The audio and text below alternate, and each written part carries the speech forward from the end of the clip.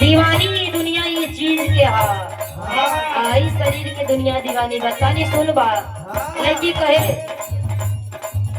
ये जवानी के दुनिया दीवानी दीवानी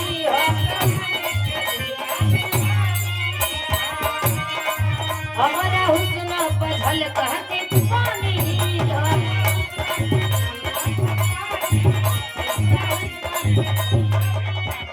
जवानी के दुनिया दीवानी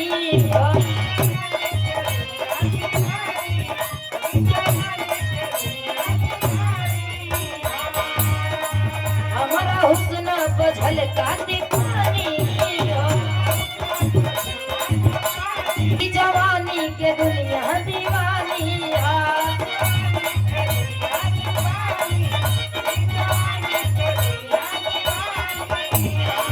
हमारा हुस्न पर झलकाते पानी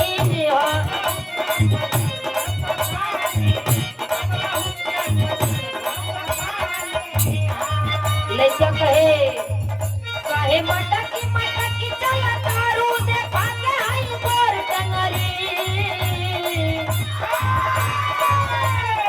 लड़का कहे हमर सोना काहे मटकी चला तारू देखा के आई गोर टंगरी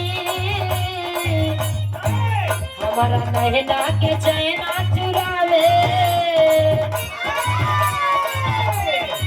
हमारा नहना के चैना चुरावे ए गोरी तोरे लाल भंग